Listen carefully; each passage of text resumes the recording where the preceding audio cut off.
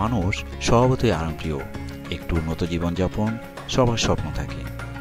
America ইউরোপের চাকচিক্যময় জীবনযাপন প্রায় প্রতিটি তরুণকে হাতছানি দেয়। সেই স্বপ্নকে বাস্তবে পরিণত করতে অনেকে ভিটে মাটি বিক্রি করে কিংবা বাবা মায়ের জীবনের সঞ্চিত অর্থ এক শ্রেণীর দালালের হাতে তুলে দিয়ে ভূমধ্যসাগর কিংবা গহীন অরণ্য পাড়ি দিতেও কুণ্ঠাবোধ করে না। কেউ বা আবার শুধুমাত্র চোখের ক্ষুধা নিবারণের জন্য কিংবা ব্যবসায়িক উদ্দেশ্যে বিদেশ ভ্রমণ করে থাকেন।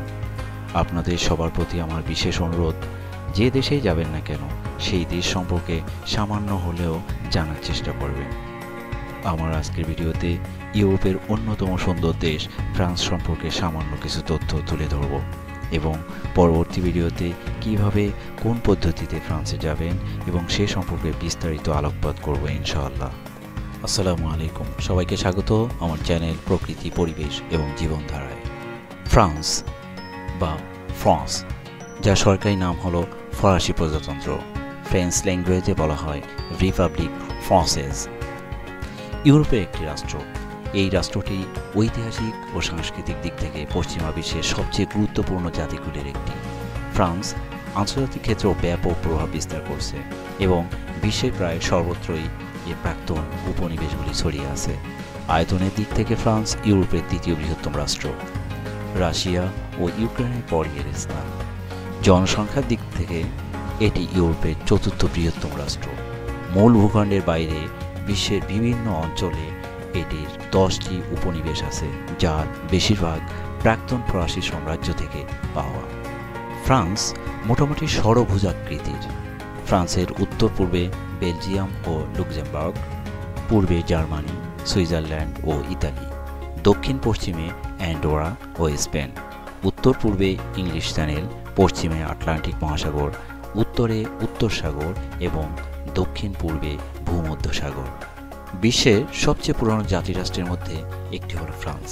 মধ্যযুগে ডিউক এবং রাজপুত্রদের রাজ্যগুলো একত্র হয়ে একজন মাত্র শাসকের অধীনে এসে ফ্রান্স গঠিত হয়। বর্তমানে ফ্রান্স এর পঞ্চম প্রজাতন্ত্র পর্যায়ে রয়েছে। 1958 সালের 28 সেপ্টেম্বর এই প্রজাতন্ত্রের যাত্রা শুরু হয়। রাজনীতিতে কেন্দ্রীয় প্রবণতার উত্থান ও বেসরকারি খাতের উন্নয়ন নতুন ফ্রান্সের অন্যতম বৈশিষ্ট্য। ফ্রান্স ইউরোপীয় ইউনিয়নের অন্যতম প্রধান সদস্য।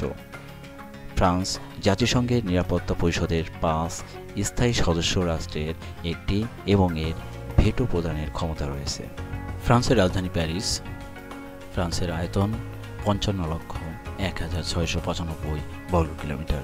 লোকসংখ্যা 2022 সালের বিশ্ব ব্যাংকের হিসাব অনুযায়ী 67.97 মিলিয়ন। Dialling code +33। বর্তমান প্রধানমন্ত্রী গ্যাব্রিয়েল আতাল এবং রাষ্ট্রপতি হলেন এমানুয়েল ম্যাক্রন। ফ্রান্স নগরভিত্তিক রাষ্ট্র, জনসংখ্যার প্রায় 3/4 শহরে বাস করেন। প্যারিস ফ্রান্সের রাজধানী এবং সবচেয়ে গুরুত্বপূর্ণ শহর। ফ্রান্সের সবচেয়ে ঘনবসতিপূর্ণ অঞ্চল প্যারিসের বৃহত্তম মহানগর এলাকাতে প্রায় 1,25,00,000 লোকের বসবাস। এটি বিশ্বের অন্যতম গুরুত্বপূর্ণ বাণিজ্যিক ও সাংস্কৃতিক কেন্দ্র। ফরাসিরা বিশ্বের সবচেয়ে স্বাস্থ্যবান, ধনী ও সুশিক্ষিত জাতির একটি। দেশটিতে একটি পূর্ণাঙ্গ সমাজ কল্যাণ ব্যবস্থা রয়েছে, যা প্রতিটি ফরাসি নাগরিকের ন্যূনতম জীবনের মান ও স্বাস্থ্যসেবা নিশ্চিত করে।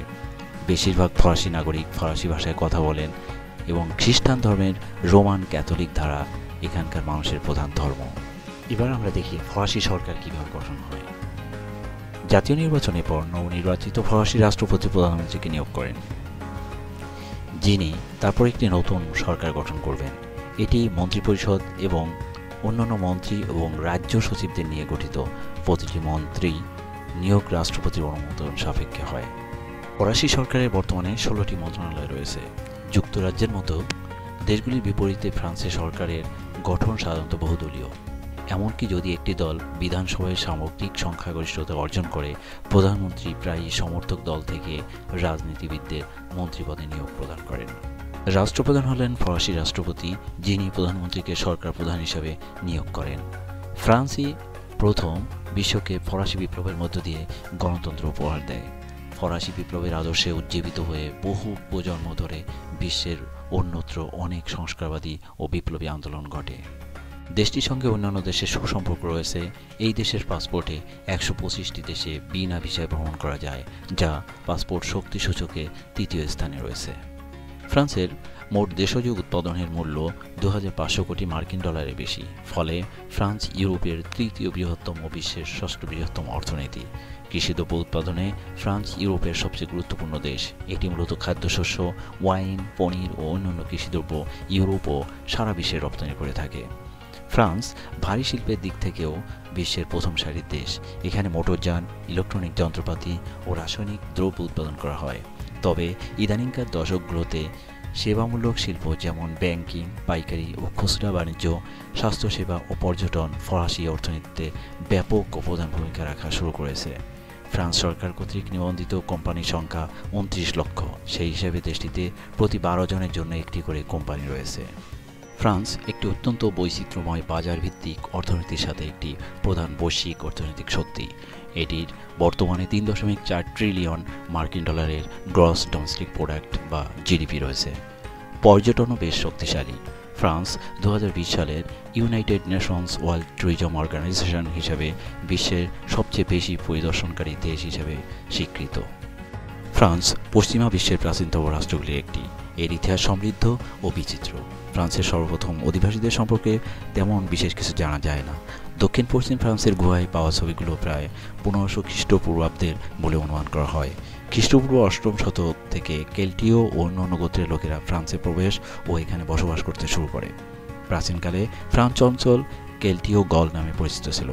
প্রাচীন রোমানরা খ্রিস্টপূর্ব ১ম শতকে ফ্রান্সের দখল নেয় এবং খ্রিস্টীয় ৫ম শতকে রোমান সাম্রাজ্যের পতন হওয়ার আগ পর্যন্ত অঞ্চলটি শাসন করে। রোমের পতনের পর অনেকগুলি রাজবংশ ধারাবাহিকভাবে ফ্রান্স শাসন করে। মধ্যযুগে রাজতন্ত্রের প্রভাব খর্ব হয় এবং স্থানীয় শাসক ভিত্তিক সামন্তবাদের উত্থান ঘটে। ১৪০০ শতক থেকে ১৮০০ শতক পর্যন্ত আবার রাজতন্ত্রের ক্ষমতা ধীরে ধীরে বৃদ্ধি পায়। এ সময় ফ্রান্সের রাজারা ও তাদের মন্ত্রীরা ধীরে ধীরে একটি কেন্দ্রীয় আমলাতন্ত্র ও বড় আকারের সামরিক বাহিনী গড়ে তোলেন। ১৭৯০ সালে ফরাসি বিপ্লবে রাজতন্ত্রের পতন ঘটে এবং এরপর বহু দশক ধরে ফ্রান্স রাজনৈতিক বিশৃঙ্খলায় নিমজ্জিত হয়। এই সত্ত্বেও নেপোলিয়ন বোনাপার্টের শাসনামলে ফ্রান্স একটি সংহত প্রশাসনিক রাষ্ট্র হিসেবে প্রতিষ্ঠা লাভ করে। ঊনবিংশ শতকে এবং বিংশ শতকের শুরুতে ফরাসি শক্তি ও আর্থিক সমৃদ্ধি বৃদ্ধি পায়। এ সময় ফ্রান্স বিশ্বজুড়ে ব্রিটিশ সাম্রাজ্যের প্রতিদ্বন্দ্বী একটি সাম্রাজ্য গড়ে তুলতে সক্ষম হয়। কিন্তু প্রথম বিশ্বযুদ্ধে প্রায় পুরোটাই ফ্রান্সের মাটিতে সংঘটিত হয় এবং এর ফলে দেশটির ব্যাপক ক্ষয়ক্ষতি হয়। দ্বিতীয় বিশ্বযুদ্ধের সময় জার্মানি উত্তর ফ্রান্স দখল করলে মধ্য ফ্রান্সের ভিসিতে একটি অস্থায়ী সরকার গঠন করা হয়। দ্বিতীয় বিশ্বযুদ্ধের পর ফ্রান্স তার ধূলিসাৎ অর্থনীতিকে আবার গড়ে তোলে এবং বিশ্বের একটি প্রধান শিল্প রাষ্ট্র হিসাবে আবির্ভূত হয়। বিশ্বযুদ্ধ পরবর্তী সময়ে ফ্রান্সের উপনিবেশগুলিতে সাম্রাজ্য বিরোধী আন্দোলন জেগে ওঠে এবং এর ফলে ফ্রান্স অচিরেই তার বেশিরভাগ উপনিবেশ হারায়। ১৯৫৮ সালে আলজেরিয়ায় ফরাসি বিরোধী আন্দোলন ফ্রান্সকে গৃহযুদ্ধের দিকে ঠেলে দিচ্ছিল। এ সময় ফরাসি সরকার দ্বিতীয় বিশ্বযুদ্ধের অন্যতম ফরাসি নেতা শার্ল দ্য গোলকে একনায়কের ক্ষমতা দান করে। দ্য গোল বিশ্ব রাজনৈতিক অঙ্গনে ফ্রান্সকে অন্যতম প্রধান শক্তি হিসেবে প্রতিষ্ঠা করেন। সাম্প্রতিককালে ফ্রান্স জার্মানির সাথে একত্রিত হয়ে গোটা ইউরোপের অর্থনীতি ও রাজনীতির সমন্বয়ে প্রধান ভূমিকা রেখে চলছে। ফ্রান্সের সংঘটিত অপরাধ, মাদক পাচার, সন্ত্রাস, অবৈধ অভিবাসন এবং সাইবার অপরাধ সহ অপরাধের হুমকির বিরুদ্ধে জনগণ ও সম্পত্তি রক্ষার জন্য জাতীয় পুলিশ এবং জেন্ডারমারি আইন প্রয়োগকারী সংস্থা হিসেবে দায়বদ্ধ। ফরাসি সশস্ত্র বাহিনী 4টি সামরিক শাখা নিয়ে গঠিত: সেনাবাহিনী, নৌবাহিনী, বিমান ও মহাকাশ বাহিনী এবং ন্যাশনাল জেন্ডারমেরি। ন্যাশনাল গার্ড ফরাসি সশস্ত্র বাহিনীর মিলিটারি রিজার্ভ ফোর্স হিসেবে কাজ করে। ফ্রান্সের সংবিধান দ্বারা নির্ধারিত হিসাবে ফ্রান্সের রাষ্ট্রপতি ফরাসি সামরিক বাহিনীর কমান্ডার ইন চিফ হিসেবে কাজ করেন। ফ্রান্সের প্রতিরক্ষা বাজেট বিশ্বের 8ম বৃহত্তম প্রতিরক্ষা বাজেট এবং ইউরোপীয় ইউনিয়নের 3য় বৃহত্তম প্রতিরক্ষা বাজেট। 2015 সালের ক্রেডিট সুইস রিপোর্টে ফরাসি সশস্ত্র বাহিনীকে বিশ্বের 6ষ্ঠ শক্তিশালী সামরিক বাহিনী হিসেবে স্থান দেওয়া হয়েছে। বিশ্বজুড়ে ফ্রেঞ্চ ভাষার ব্যাপক জনপ্রিয়তা লক্ষ্য করা যায়। ইংরেজির পরে ফ্রেঞ্চ হল ইউরোপ এবং সারা বিশ্বের সবচেয়ে বেশি শেখা দ্বিতীয় ভাষা। অন্যান্য প্রধান গন্তব্য যেগুলি ফরাসি ভাষায় কথা বলে তার মধ্যে রয়েছে ক্যারিবিয়ান, ইউরোপ, কানাডা এবং আফ্রিকা ও এশিয়ার কিছু অংশ। ফরাসি ভাষায় বিশ্বের অনেক সংস্থার একটি অফিসিয়াল ভাষা, যেমন জাতিসংঘ, ন্যাটো, ইউনেস্কো, আন্তর্জাতিক রেড ক্রিসেন্ট, এটসেট্রা। আপনি যদি ফ্রেঞ্চ ল্যাঙ্গুয়েজ বা ফরাসি ভাষা শিখতে চান, তাহলে ঢাকা বিশ্ববিদ্যালয়ের institute of modern language IML, alliance ফ্রান্সে দো Dhaka, Bangladesh university of professional এই সকল প্রতিষ্ঠান থেকে বেসিক, এলিমেন্টারি বা ডিপ্লোমা কোর্স কমপ্লিট করতে পারেন, যা আপনাকে আপনার সম্ভাবনা দৌড়ে এগিয়ে রাখবে। ফ্রান্সের ঐতিহাসিক স্থাপনাসমূহের মধ্যে রয়েছে মন্ট সেন্ট মিশেল, পেরেলেসাইস কবরস্থান, Nimes arena, D-Day landing beach, Lascaux গুহা, প্যারিসের ক্যাটাকম্বাস, টুলনের opera house, Carnac megalithic standing stone, Notre Dame cathedral, Eiffel tower, Roquetaillade castle ইত্যাদি। বর্তমান বিশ্বের অন্যতম শক্তিশালী যুদ্ধবিমান রাফায়েল এর প্রস্তুতকারী দেশ ফ্রান্স। আজ এ পর্যন্ত।